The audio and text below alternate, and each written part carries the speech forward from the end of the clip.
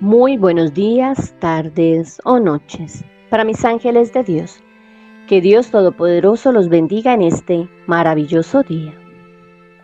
Las batallas de la vida nunca acaban y nunca las gana el más fuerte, sino el que en ningún momento duda de que es Dios quien le da la victoria. Que Dios te acompañe hoy y siempre. En el nombre del Padre, y del Hijo, y del Espíritu Santo.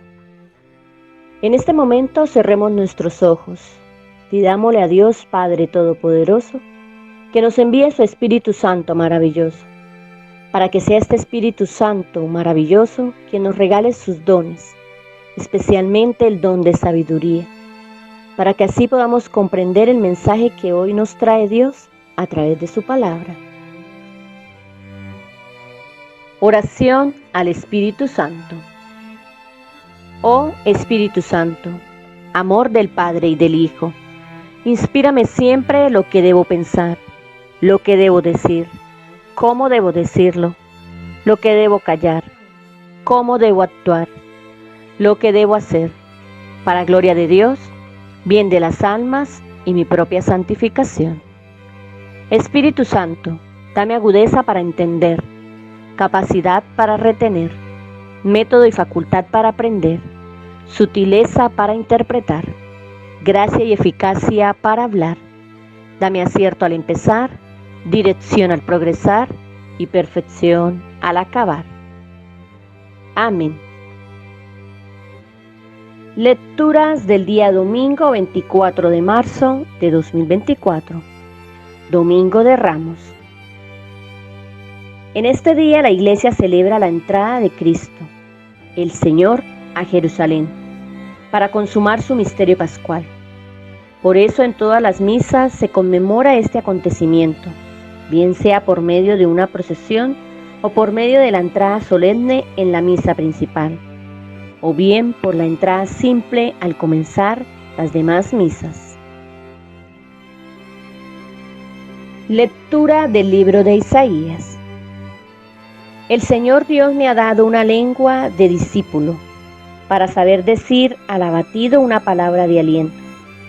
Cada mañana me espabila el oído, para que escuche como los discípulos. El Señor Dios me abrió el oído.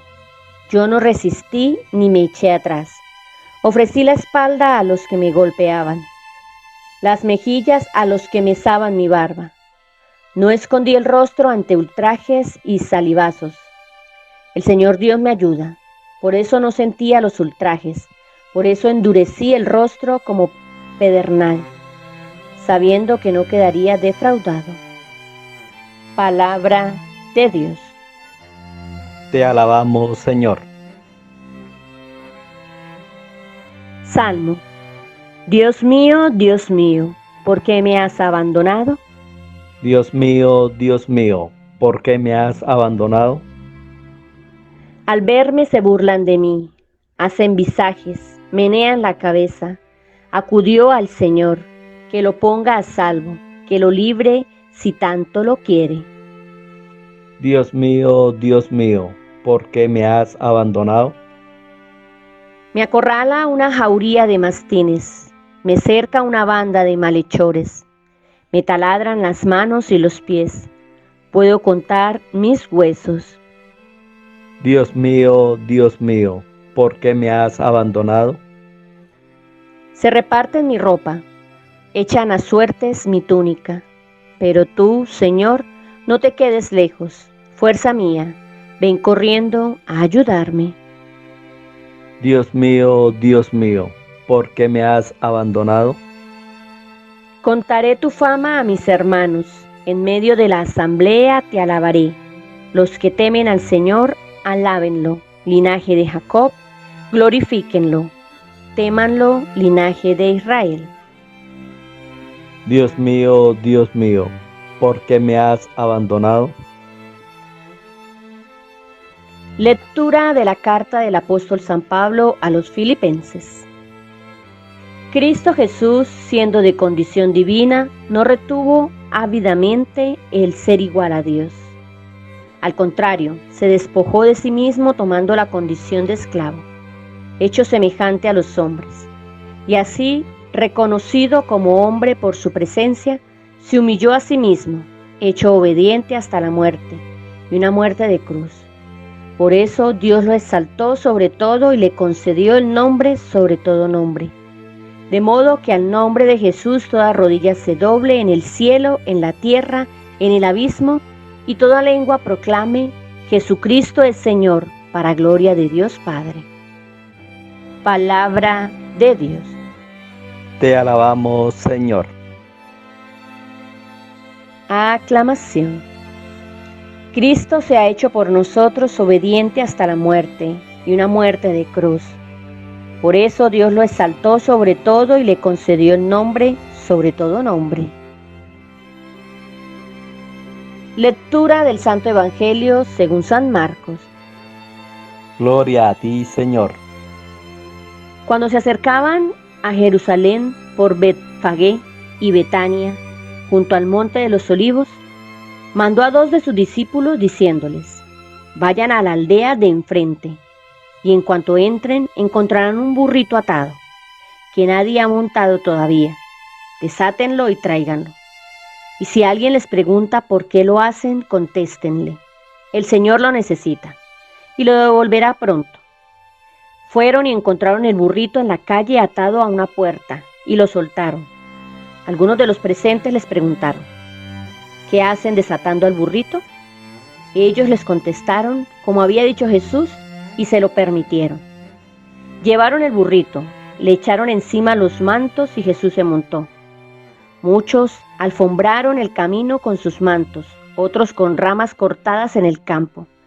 Los que iban delante y detrás gritaban: Hosana, bendito el que viene en nombre del Señor, bendito el reino que llega, el de nuestro Padre David, Hosana en las alturas. Palabra del Señor. Gloria a ti, Señor Jesús. Reflexión. Una de las cosas que más nos sorprende cuando leemos este pasaje son las medidas que Jesús tomó para atraer sobre sí las miradas de las multitudes en su entrada a Jerusalén. Esto no quiere decir que el Señor no hubiera estado rodeado anteriormente en muchas ocasiones de multitudes que le buscaban y seguían. Pero a lo largo de todo el Evangelio, Marcos nos ha mostrado una y otra vez cómo Jesús intenta evitar la publicidad.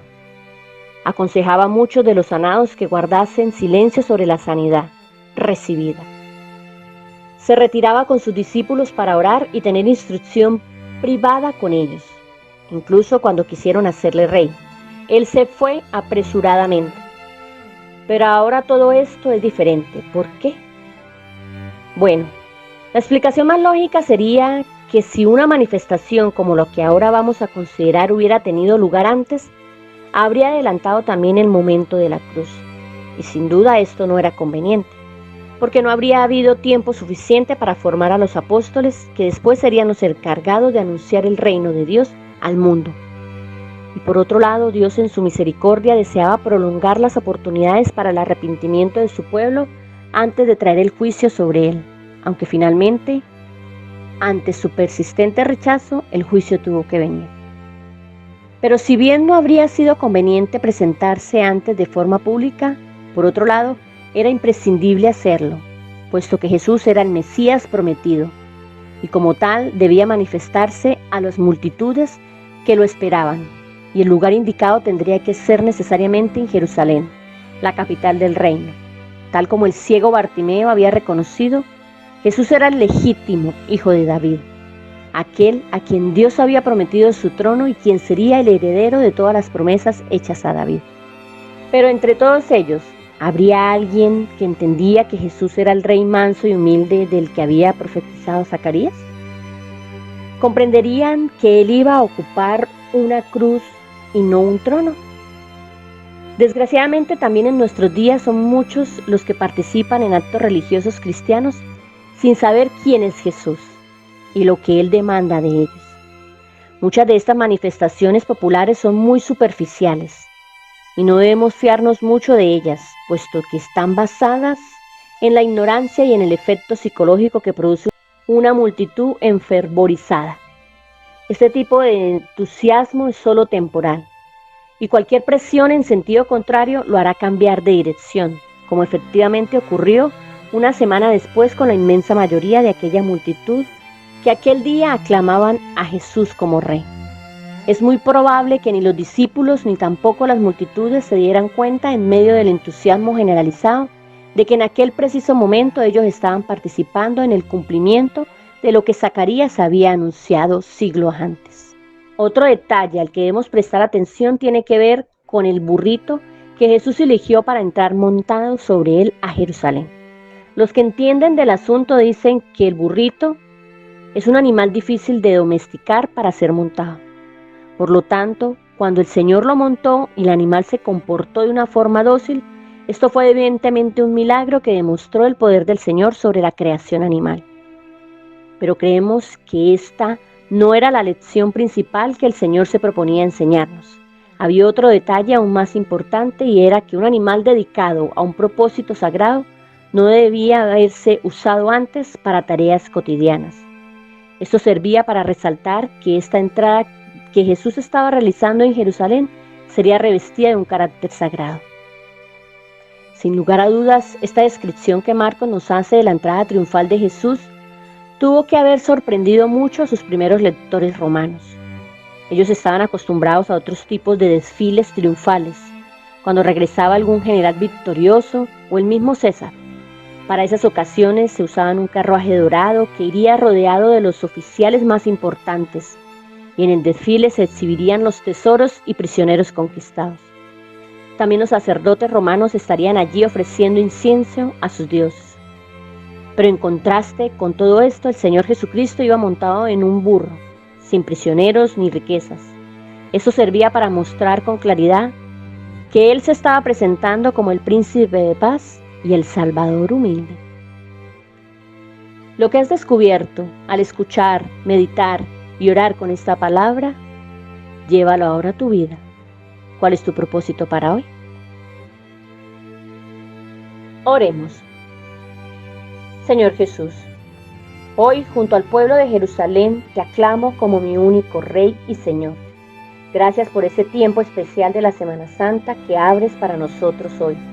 Haz que a la luz de esta entrega y tu pasión pueda también darle sentido a mis angustias, enfermedades y sufrimientos, que a través de ellos pueda experimentar la gracia de resucitar contigo a una vida nueva. Amén.